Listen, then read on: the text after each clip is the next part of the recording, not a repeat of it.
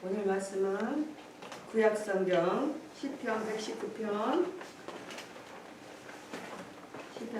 119편 67절부터 71절 말씀입니다. 고난을 통과한 후 고난에 대해서 우리 오늘 말씀으로 깊이 상고하는 시간 되겠습니다.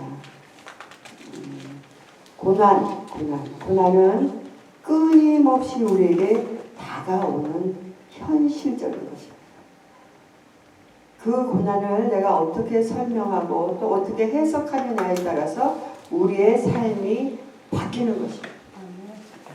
그것이 내가 하나님의 뜻으로 하나님의 은혜로 우리가 진리로 생각할 때 나에게 그 오는 결과는 내가 나로 생각하고 내가 나로 결정해서 행하는 행위하고는 전혀 다른 방향으로 이루어진다는 것입니다. 그래서 우리가 살면서 많은 문제를 만납니다. 많은 고난 속에서 참으로 우리가 어떻게 선택을 하느냐, 어떻게 생각을 하느냐에 따라서 우리 삶이 바뀐다는 것입니다. 고난을 우리가 그러면 왜 당해야 되느냐 하는 것을 생각해 볼 때 성경적 해석에서는 구약성경 창세기 3장 14절 말씀에 기록되어 있습니다. 창세기 3장 14절 말씀 찾으신 분이 먼저 읽어주세요. 창세기 3장 14절 말씀.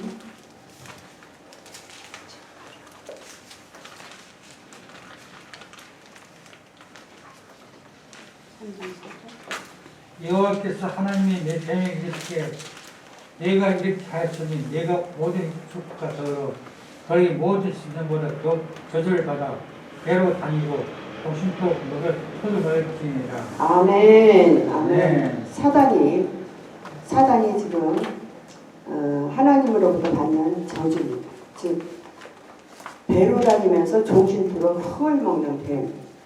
이것이 뱀의 하나님께서 명하신 그 뱀의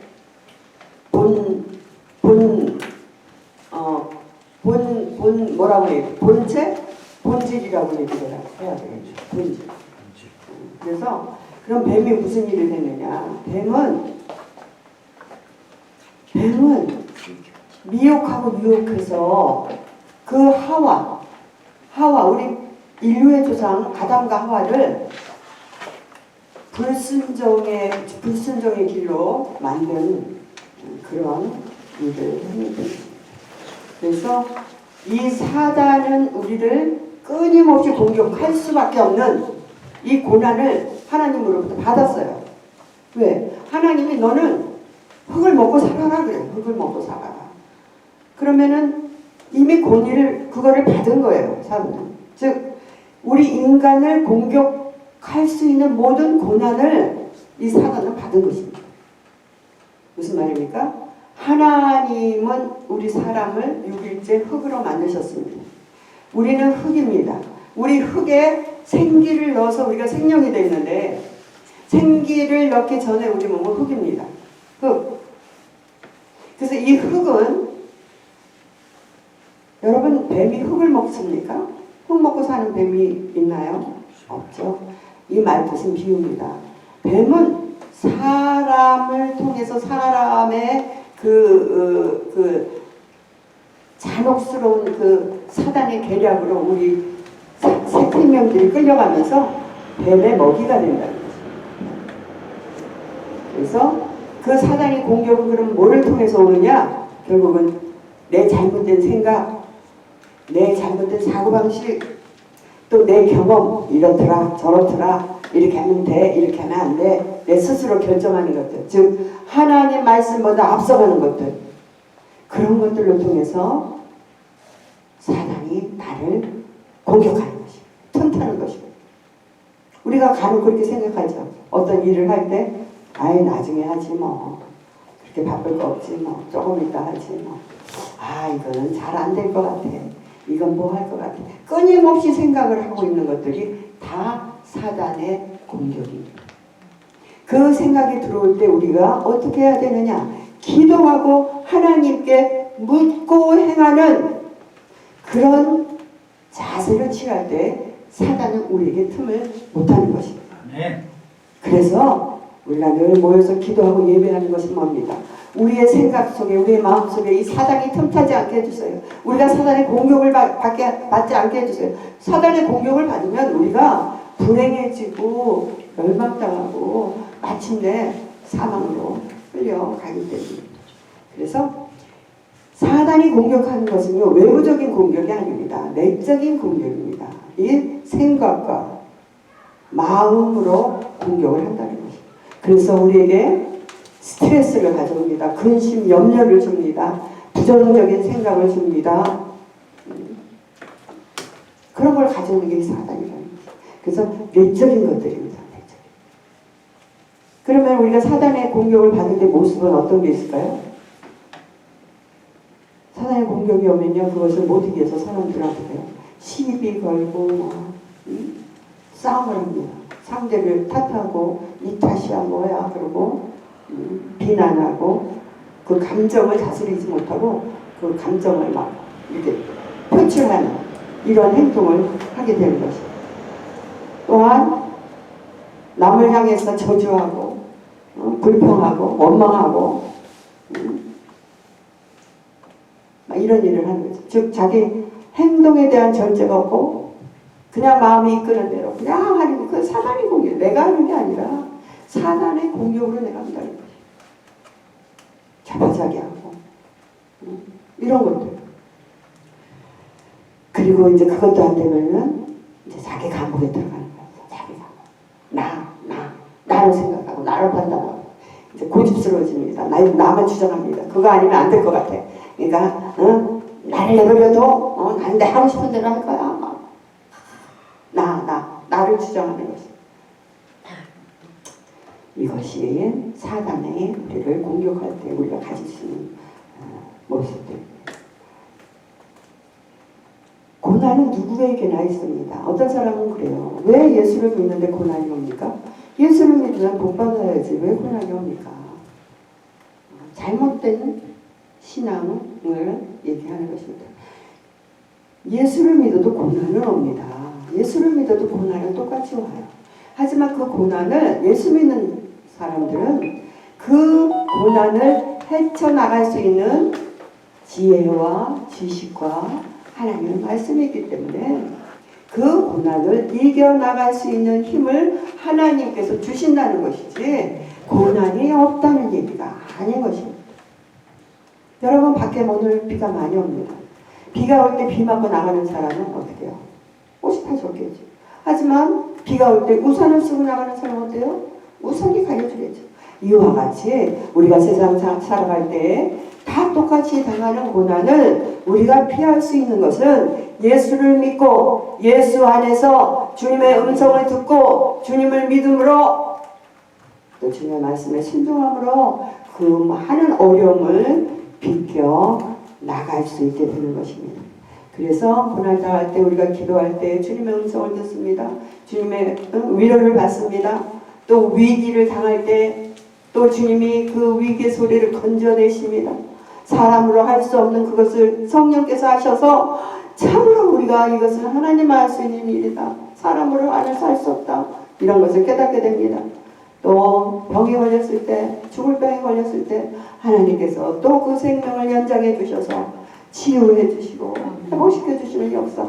이 모든 것이 고난을 통해서만 우리가 하나님을 만나고 알 수 있게 되는 것입니다. 그래서 고난을 당할 때 그냥 투정하고 뭐하고 원망하고 그런 사람은 하나님 만날 수 없다는 거예요.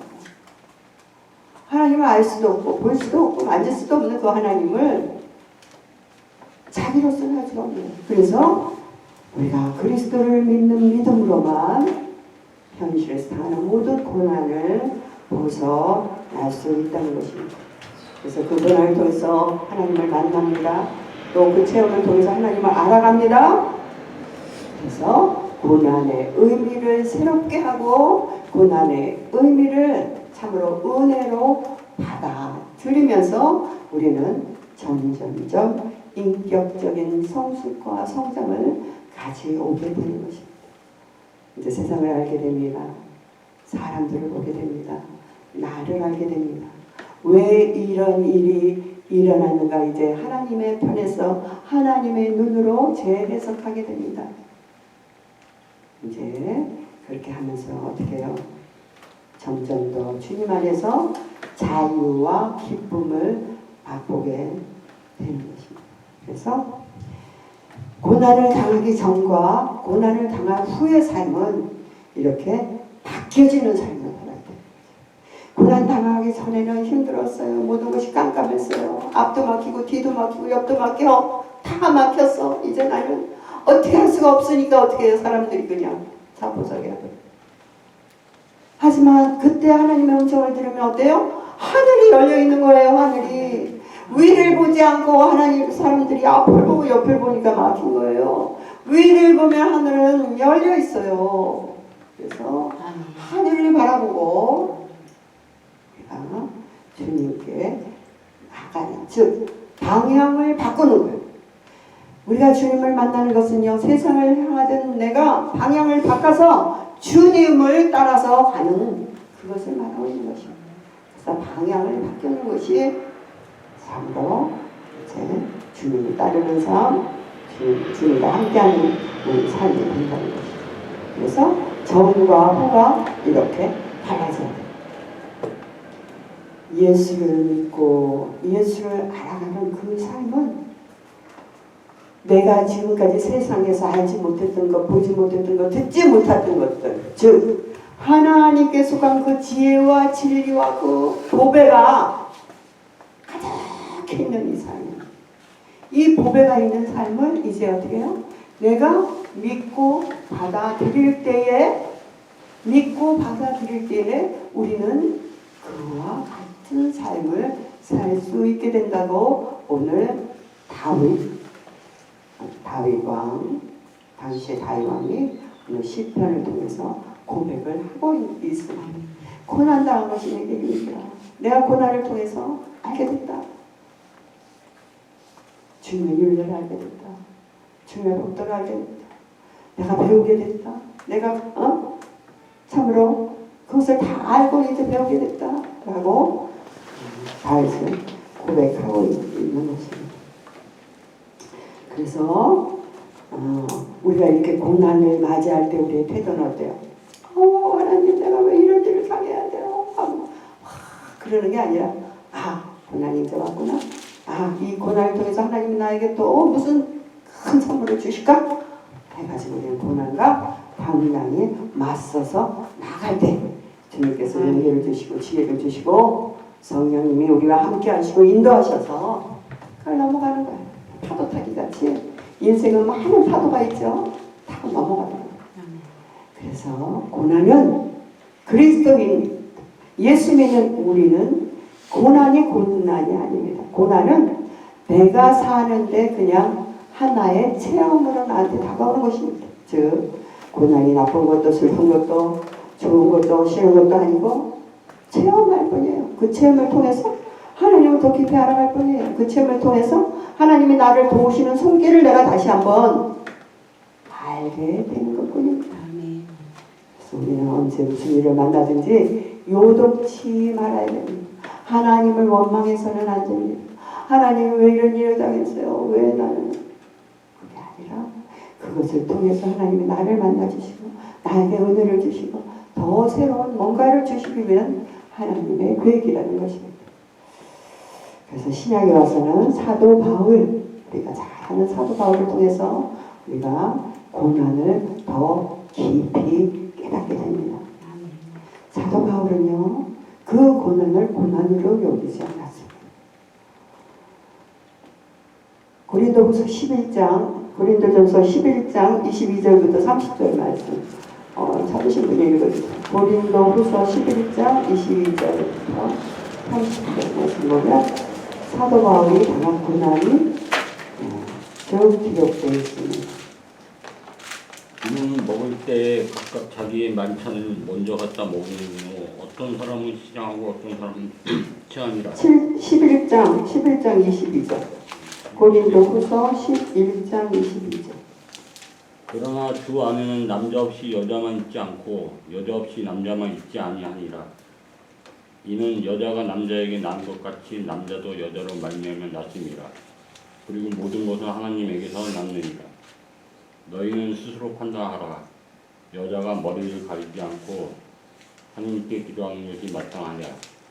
만일 남자에게 긴 머리가 있으면 자기에게 부끄러움이 되는 것을 본성이 너희에게 가르치지 아니하느냐.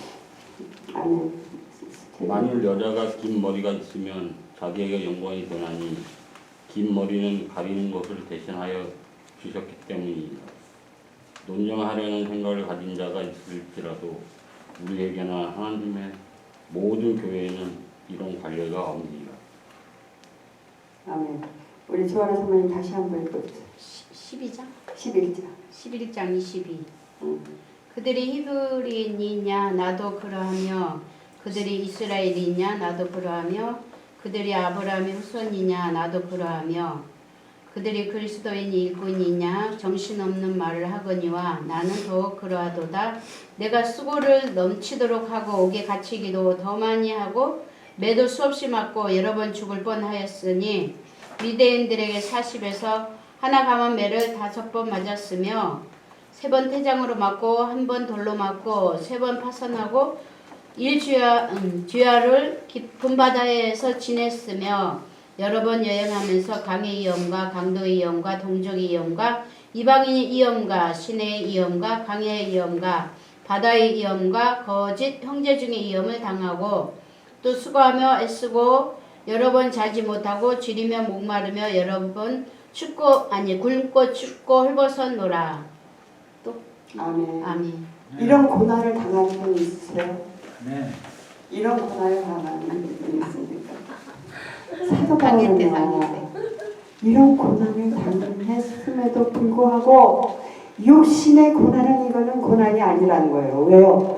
받은 바 은혜가 너무 많기 때문에, 하나님께 받은 바 은혜가 아멘, 너무 아멘. 많기 때문에 네. 이 육신으로 보이는 이 지금 우리가 읽은 이 고난들은 고난이 아니라는 거예요. 그것은 불만이나 불평이 아니라 더 자랑이라는 거예요. 네. 예수를 위해서 받은 고난이 자랑이라는 것이에요. 그것을 통해서 내가 하나님의 은혜를 더 깨닫게 됐다는 거예요. 아멘. 네. 실질적으로 사도 바울은 몸에 가시가 있었습니다. 병이 있었습니다. 하나님께 구했어요. 고쳐달라고. 하지만 하나님은 내 은혜가 내게 족하다 그랬어요. 네. 왜냐? 그 병을 고쳐주면 또 자만할까봐. 그래서 사도 바울은요, 무엇이든지 감사했어요. 고쳐주지 않아도 감사하고요, 고난을 당해도 감사하고. 이 위대한 사도 바울의 이 신앙 고백은 여러분, 우리는 거기에 발뒤꿈치도 못 들어갑니다. 여기 있는 이 사람도 고난을 많이 당했습니다. 하지만 우리 사도 바울의 고난을 생각하면 부끄러워요. 부끄러워요. 사도 바울, 그 받은 바 은혜가 너무 현재의 고난은 장차 나타날 그 큰 영광과 비교할 수 없다고 했습니다.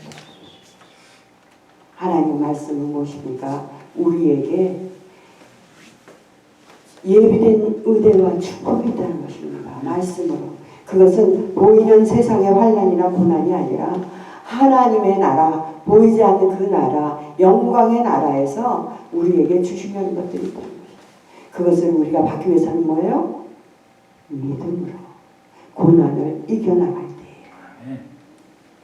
우리가 하나님이 예배하신 그 축복을 받게 되는 것입니다. 그래서 여러분, 세상의 선악과 좋아 보이는 것, 갖고 싶은 것, 하고 싶은 것, 성공할 수 있다고 생각하는 것, 여러분 잠시 멈추고 다시 생각하십시오. 이것이 참으로 하나님의 뜻인지, 이것이 참으로 주님께서 나에게 주신 축복인지 여러분 한 번쯤 생각하시고 행동하셔야지. 여러분 과거를 생각할 때 어때요? 여러분 실패의 원인이 뭡니까? 내가 나로 했던 것은 다 고난이었어요.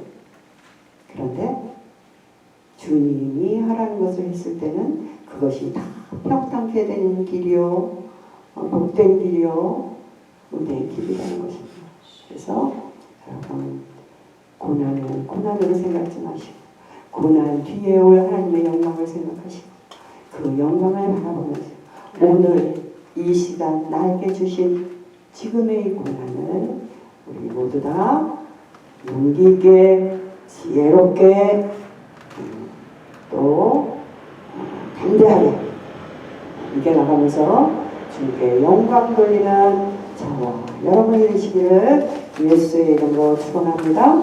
이 시간 우리 기도합니다. 참으로 내게 주신 고난이 뭔가 또 이 고난을 주님이 지금 어떻게 지금 역사하고 계시는가 또 이것을 통해서 내가 하나님의 뜻을 어떻게 알아갈 것인가 생각하시면서 우리 이 시간 간절한 마음으로 주님께 기도드리겠습니다. 주여 삼창